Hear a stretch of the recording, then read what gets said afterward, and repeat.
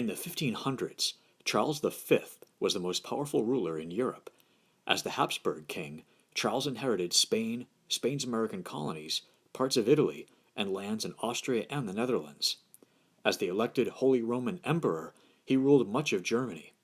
It was the first time since Charlemagne that a European ruler controlled so much territory. A devout Catholic, Charles fought against the Muslims of the Ottoman Empire and opposed the Lutherans in northern Germany. In 1555, he unwillingly agreed to the Peace of Augsburg. It allowed German princes to choose the religion for their territory. Worn down by many years of fighting, in 1556, Charles V divided his immense empire and retired to a monastery. To his brother Ferdinand, he left Austria and the Holy Roman Empire. His son, Philip II, inherited Spain, the Spanish Netherlands, and the American colonies. Philip was shy, serious, and, like his father, deeply religious. However, he could be aggressive for the sake of his empire. In 1580, the King of Portugal died without an heir. Because Philip was the king's nephew, he seized the Portuguese kingdom. Counting Portuguese strongholds in Africa, India, and the East Indies, he now had an empire that circled the globe.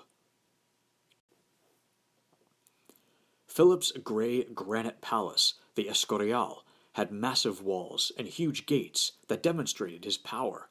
The Escorial also reflected Philip's faith. Within its walls stood a monastery as well as a palace. Philip's empire provided him with incredible wealth. By 1600, American mines had supplied Spain with an estimated 339,000 pounds of gold.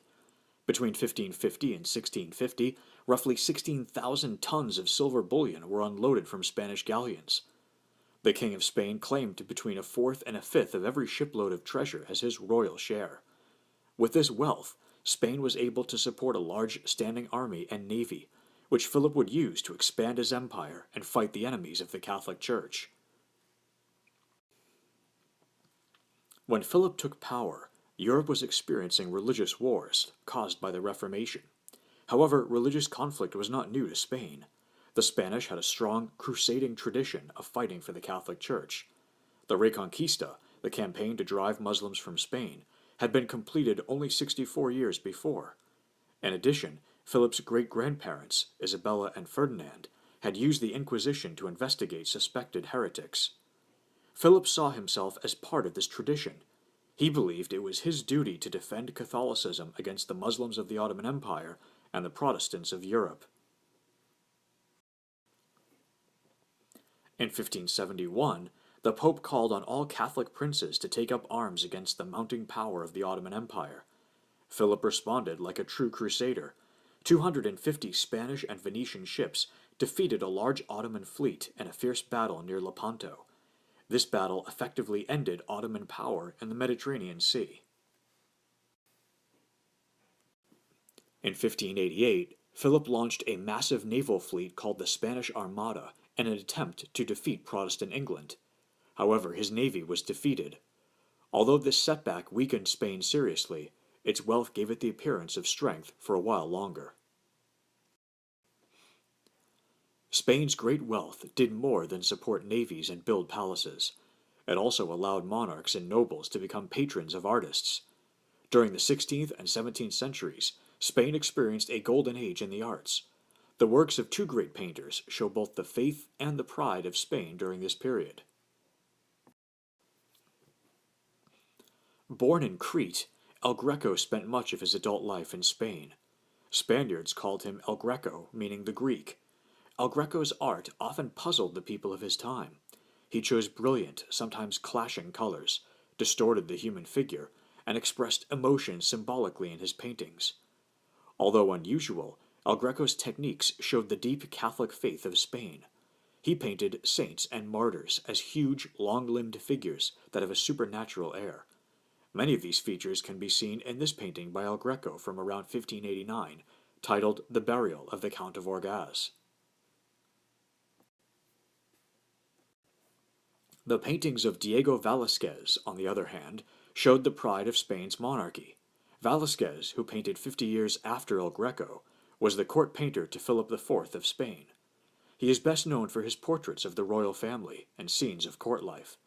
Like El Greco, he was noted for using rich colors. Velasquez could also be very creative, such as in his famous painting shown here called Las Meninas. The painting is done from the point of view of the king and queen, whose reflection can be seen in the mirror at the back of the room. The publication of Don Quixote de la Mancha in 1605 is often called the birth of the modern European novel. In this book, Miguel de Cervantes wrote about a poor Spanish nobleman. This nobleman went a little crazy after reading too many books about heroic knights. Hoping to right every manner of wrong, Don Quixote rode forth in a rusty suit of armor, mounted on a feeble old horse. At one famous point in the story, Don Quixote mistakes some windmills for giants. He rushed, with his horse's utmost speed, upon the first windmill he could come at, and running his lance into the sail, the wind whirled about with such swiftness that the rapidity of such motion presently broke the lance into shivers, and hurled away both knight and horse along with it, till down he fell, rolling a good way off into the field. Some critics believe that Cervantes was mocking chivalry, the knightly code of the Middle Ages.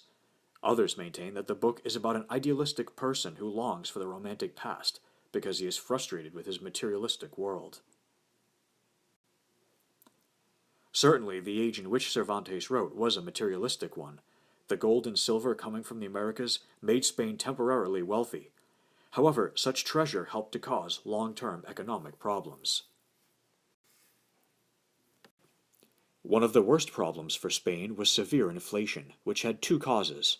First, Spain's population had been growing. As more people demanded food and other goods, merchants were able to raise prices. Second, as silver bullion flooded the market, its value dropped. It took increased amounts of silver to buy things. Spain's economic decline also had other causes. When Spain expelled the Jews and Muslims around 1500, it lost many valuable artisans and business people. In addition, Spain's nobles did not have to pay taxes. The tax burden fell on the lower classes. That burden prevented them from accumulating enough wealth to start their own businesses. Therefore, Spain never developed a middle class. Guilds that had emerged in the Middle Ages still dominated business in Spain. Such guilds used old-fashioned methods. This made Spanish cloth and manufactured goods more expensive than those made elsewhere. As a result, Spaniards bought much of what they needed from France, England, and the Netherlands. Spain's great wealth flowed into the pockets of foreigners, who were mostly Spain's enemies. To finance their wars, Spanish kings borrowed money from German and Italian bankers. When shiploads of silver came in, the money was sent abroad to repay debts. The economy of Spain became so feeble that Philip had to declare the Spanish state bankrupt 3 times. In the Spanish Netherlands, Philip had to maintain an army to keep his subjects under control. The Dutch had little in common with their Spanish rulers. While Spain was Catholic, the Netherlands had many Calvinist congregations.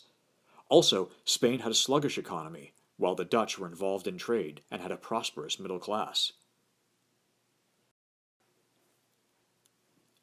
Philip raised taxes in the Netherlands and took steps to crush Protestantism. In response, in 1566, angry Protestant mobs swept through Catholic churches. They destroyed religious paintings and statues. Philip then sent an army under the Spanish Duke of Alva to punish them. On a single day in 1568, the Duke executed 1,500 Protestants and suspected rebels. Instead of ending the revolt, these harsh measures only strengthened Dutch opposition to Spanish rule. In the struggle against the Spanish, William of Orange emerged as a great leader. William's motives for fighting the Spaniards were political, not religious. He wanted to free the Netherlands from Spain. At first, William lost battle after battle. The turning point in the Dutch revolt came in 1574. The Spaniards had the important city of Leiden under siege, so the Dutch took a desperate step. Their lands were called the Low Countries because much of the land was actually below sea level. Only great dikes kept the seawater from flooding over the fields. The Dutch opened the floodgates, flooding the land with water. The floods drove the Spanish troops from their camp outside Leiden. Finally, in 1579, the 7 northern provinces of the Netherlands, which were largely Protestant, united and declared their independence from Spain. They became the United Provinces of the Netherlands. The 10 southern provinces, which make up present-day Belgium, were Catholic and remained under Spanish control. The United Provinces of the Netherlands, also known as the Dutch Republic, was different from other European states of the time. For one thing, religious toleration was practiced there. In addition, the United Provinces was not a kingdom, but a republic. Each province had an elected governor and assembly, whose power depended on the support of merchants and landholders. The stability of the government allowed the Dutch people to concentrate on economic growth. The Dutch were skilled traders and merchants. For example, they bought surplus grain from Poland and crammed it into their warehouses. When they heard about poor harvests in southern Europe, they shipped the grain south while prices were highest. Western Europe was also short of timber, a fact that Dutch merchants were quick to use for their benefit. They shipped Scandinavian lumber to Spain, France, Italy, and England, all in ships owned by Dutch capitalists. The Dutch had the largest fleet of ships in the world, perhaps 4,800 ships in 1636. The large fleet helped the Dutch East India Company to dominate the Asian spice trade and the Indian Ocean trade. This added to Dutch prosperity. Gradually, the Dutch replaced the Italians as the bankers of Europe. One reason for this is that the trade routes of the Atlantic became more important than those of the Mediterranean. The Dutch capital at Amsterdam became a major center of trade and finance in the 1600s. During the 1600s, the Netherlands became what Florence had been during the 1400s. It boasted not only the best banks, but also many of the best artists in Europe. As in Florence, wealthy merchants sponsored many of these artists. The greatest Dutch artist of the period was Rembrandt van Rijn. Rembrandt painted portraits of wealthy middle-class merchants. He also produced group portraits. In the 1662 painting The Syndics, he portrayed a group of city officials.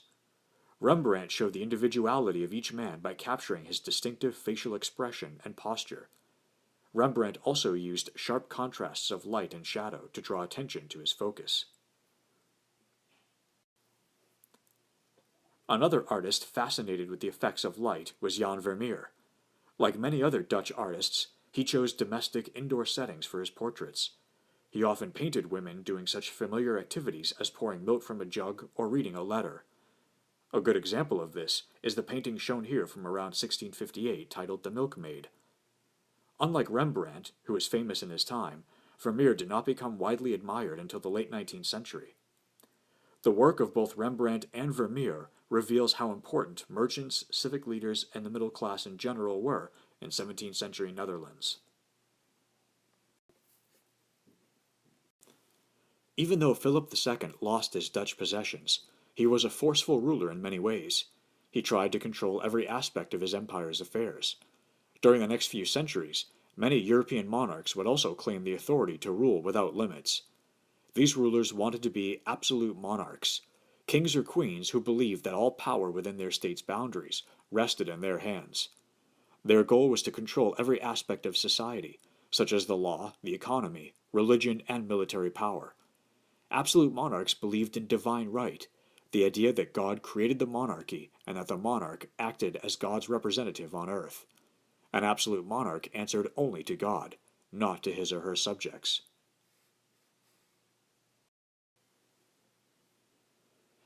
After the decline of the Roman Empire, European monarchs had been weak. The feudal nobility, the church, and other rulers had limited the power that any one monarch could wield. As Europe emerged from the Middle Ages, monarchs grew increasingly powerful. The decline of feudalism, the rise of cities, and the growth of national kingdoms all helped to centralize authority. In addition, the growing middle class usually backed monarchs, because they promised a peaceful, supportive climate for business. Monarchs used the wealth of colonies to pay for their ambitions. Church authority also broke down during the late Middle Ages and the Reformation. That opened the way for monarchs to assume even greater control. In 1576, Jean Baudin, an influential French writer, defined absolute rule in his popular work, The Six Books of the State. He stated, "The first characteristic of the sovereign prince is the power to make general and special laws. But, and this qualification is important, without the consent of superiors, equals, or inferiors. If the prince requires the consent of superiors, then he is a subject himself. If that of equals, he shares authority with others. If that of his subjects, senate, or people, he is not sovereign." The 17th century was a period of great upheaval in Europe. Religious and territorial conflicts between states led to almost continuous warfare. This caused governments to build huge armies and to levy even heavier taxes on an already suffering population. These pressures in turn would bring on widespread unrest. Sometimes peasants revolted. In response to these crises, monarchs tried to impose order by increasing their own power. As absolute rulers, they regulated everything from religious worship to social gatherings. To seem more powerful, they increased the size of their courts.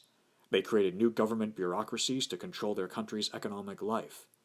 Their goal was to free themselves from the limitations imposed by the nobility and by representative bodies such as Parliament.